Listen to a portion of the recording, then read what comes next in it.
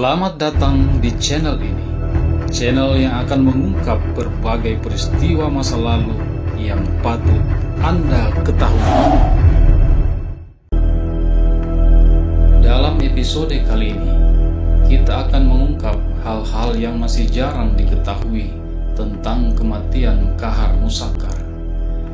Bagaimana detik-detik kematian Kahar Muzakkar versi pemerintah? Dan bagaimana pula tanggapan orang-orang kepercayaan yang pernah bertemu Kahar beberapa hari sebelum peristiwa penembakan itu terjadi? Benarkah Kahar Muzakkar yang tertembak ketika itu? Di video ini kita akan mengungkap fakta lain seputar kematian Kahar Muzakkar. Namun sebelumnya, jangan lupa menekan tombol like, subscribe, dan nyalakan lonceng notifikasinya agar Anda menjadi orang pertama yang mendapatkan video-video selanjutnya.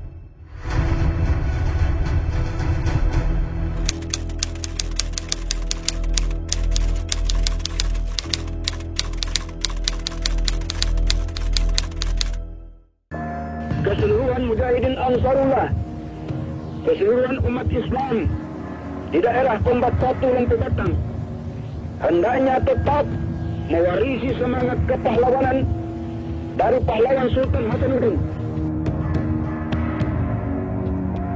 mewarisi semangat kepahlawanan dari pahlawan Peta Panggawai, mewarisi semangat kepahlawanan dari pahlawan-pahlawan Bugis Makassar dan pahlawan-pahlawan Islam lainnya di daratan Sulawesi Selatan.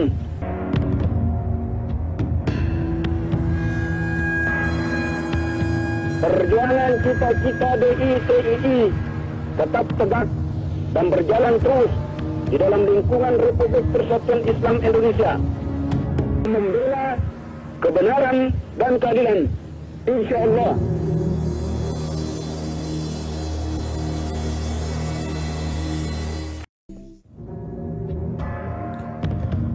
Pemberontakan Kahar Muzakkar merupakan pemberontakan paling lama yang terjadi di Indonesia di masa pemerintahan Presiden Soekarno.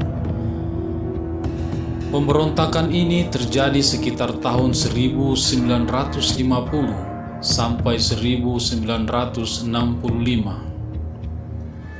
Dari berbagai sumber disebutkan bahwa pemberontakan ini bermula dari kekecewaan Kahar Muzakkar atas beberapa peristiwa dalam kemiliteran. Bermula ketika pembentukan Brigade 16. Brigade ini dibentuk dengan maksud untuk menyatukan semua kekuatan pasukan dari seberang. Berdasarkan surat keputusan Markas Besar Tentara, Kahar lantas ditunjuk menjadi Komandan Persiapan TRI Sulawesi dengan pangkat Letnan Kolonel. Namun, setelah terbentuk dan dilakukan reorganisasi menjadi brigade, justru Letnan Kolonel JF Waraula yang diangkat menjadi Komandan Brigade 16. Sementara Letnan Kolonel Kahar Muzakkar hanya diangkat menjadi wakil komandan Brigade 16. Kekecewaan ini bisa dimaklumi sebab dari seluruh personel Brigade 16, sebagian besar merupakan pasukan Kahar Muzakkar. Mencermati kondisi ini, pihak Kahar melihat bahwa pengangkatan Waro sebagai komandan Brigade 16 dilatar belakangi karena kesukuan. Sementara dari pihak Markas Besar Tentara menyebutkan bahwa pengangkatan itu tidaklah berlatar kesukuan, melainkan terutama pada pertimbangan kemampuan teknis militer berdasarkan pendidikan militer formal. Orang-orang yang berasal dari Manado, Minahasa saat itu memang beberapa yang memiliki pendidikan militer formal. Bahkan Letnan Kolonel Lembong yang rencana akan menggantikan Warou pernah terlibat dalam Perang Dunia Kedua saat membantu tentara Inggris. Sementara itu, Kahar Muzakkar tidak memiliki pengetahuan teknis militer melalui pendidikan formal. Kendati Kahar memiliki pasukan paling besar dalam Brigade 16, namun itu tidak menjadi pertimbangan yang dapat menguatkan posisinya menduduki jabatan Komandan Brigade 16. Setelah agresi militer Belanda kedua pada tanggal 19 Desember 1948, Kahar Muzakkar akhirnya melepaskan jabatannya sebagai Wakil Komandan Brigade 16. Kahar kemudian diberi tugas oleh Kolonel Bambang Supeno untuk membentuk Komando Grup Seberang yang meliputi Kalimantan, Sunda Kecil, Maluku, dan Sulawesi. Dengan tugas barunya itu, Kahar kemudian mempersiapkan tenaga-tenaga terlatih yang menjadi kader-kader militer untuk tugas teritorial di daerah-daerah yang menjadi wilayah operasinya. Dari sinilah kemudian pengaruh Kahar Muzakkar di Sulawesi Selatan menjadi sangat besar. Hal ini antara lain disebabkan Kaharlah yang pertama menggembleng pemuda-pemuda asal Sulawesi Selatan, utamanya yang berasal dari penjara Nusa Kambangan.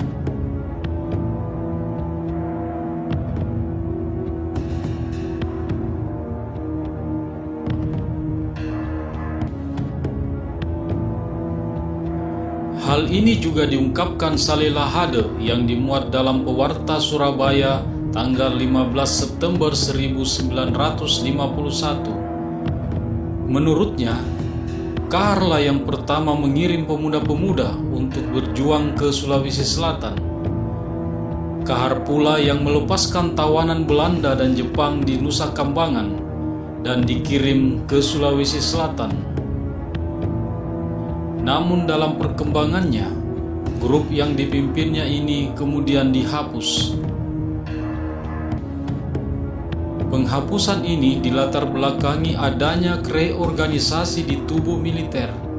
Selain itu, terjadi pula persaingan di internal Angkatan Perang Republik Indonesia atau APRI di markas besar antara Kolonel Bambang Supeno CS dan Kolonel Nasution CS yang kemudian melahirkan peristiwa 17 Oktober 1952.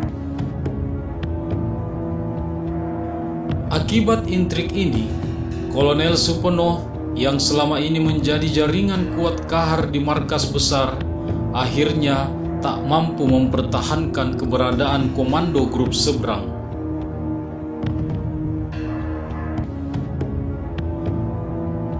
Sejak itulah Letnan Kolonel Kahar Muzakkar menjadi perwira tanpa jabatan.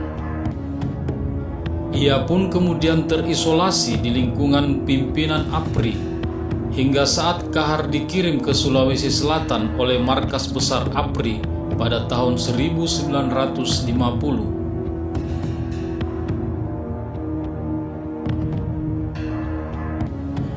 Di Makassar, Kahar ditugaskan untuk menyelesaikan persoalan KGSS yang menuntut agar dijelmakan menjadi Divisi Hasanuddin dengan menetapkan Letnan Kolonel Kahar Muzakkar sebagai Komandan Divisi. Kesatuan Gerilya Sulawesi Selatan atau KGSS merupakan kelaskaran yang dibentuk pada bulan Agustus 1949 dalam sebuah konferensi komandan-komandan laskar yang dilakukan di Maros. KGSS yang diwakili oleh Letnan 1 Saleh Syahban menuntut agar semua anggota KGSS diterima sebagai anggota APRI. Sebagai pengambil inisiatif reorganisasi dan pembentukan KGSS, Kahar Muzakkar berusaha mencari jalan yang terbaik. Setelah melakukan pembicaraan dengan komandan-komandan batalion KGSS, Kahar kemudian menemui Kolonel Kawilarang sebagai Panglima TT7 Wirabuana untuk melaporkan hasil pembicaraan tersebut. Akan tetapi, laporan Kahar tidak ditanggapi positif oleh Kawilarang. Bahkan sebaliknya, dalam rapat yang dilaksanakan pada tanggal 1 Juli 1950 yang juga dihadiri Kahar Musakkar, Panglima Kawilarang mengeluarkan dekrit yang menjadi pemicu kemarahan besar Kahar Musakkar. Dekrit yang dikenal dengan Dekrit Kawilarang ini menyebutkan bahwa KGSS dan organisasi gerilya lainnya di luar APRIS dianggap telah bubar. Pertimbangan Kahar Musakkar agar semua pasukan KGSS dapat menjadi anggota APRIS tanpa syarat apapun, mengingat jasa-jasa pasukan dalam merebut dan mempertahankan kemerdekaan, tidak diindahkan Kawilarang.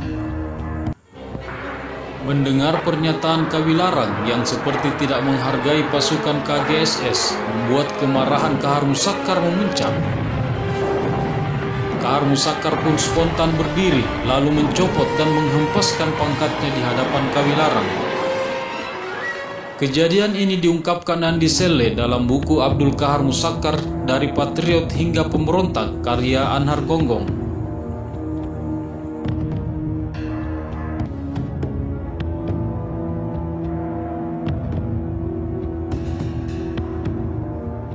Sejak saat itu pula, Letnan Kolonel Kahar Musakkar tak pernah lagi kembali ke dalam lingkungan organik APRI. Kahar Musakkar pun mulai memimpin pemberontakan, dan pada tanggal 7 Agustus 1953, Kahar Musakkar menyatakan bergabung dengan Darul Islam pimpinan Kartosuwiryo di Jawa Barat. Kahar pun kemudian membentuk Partai Pancasila Indonesia yang kemudian diubah menjadi Partai Islam Revolusioner.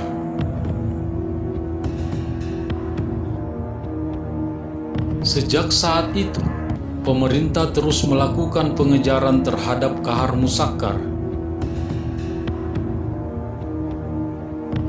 Berbagai upaya pun terus dilakukan, termasuk melakukan negosiasi agar Kahar dan pasukannya mau bergabung kembali dengan pemerintah Republik Indonesia.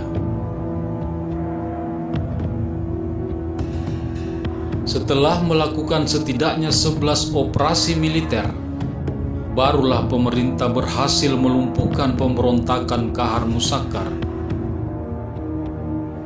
Puncaknya saat dilakukan operasi kilat yang berlangsung sejak tahun 1964 sampai 1965. Setelah sekitar 1 tahun operasi kilat berlangsung, barulah pada tanggal 3 Maret 1965 Kahar dinyatakan tertembak mati dalam penyergapan di sekitar Sungai Lasolo. Pemberontakan yang dilakukannya selama kurang lebih 15 tahun membuat nama Kahar Musakkar tidak bisa hilang dari ingatan masyarakat Sulawesi Selatan. Nama Kahar Musakkar sampai saat ini melegenda, khususnya di Sulawesi Selatan. Terlebih lagi, Kahar Musakkar merupakan orang yang pertama di Sulawesi Selatan yang memiliki pangkat tertinggi di militer dan memiliki banyak pengikut yang setia kepadanya.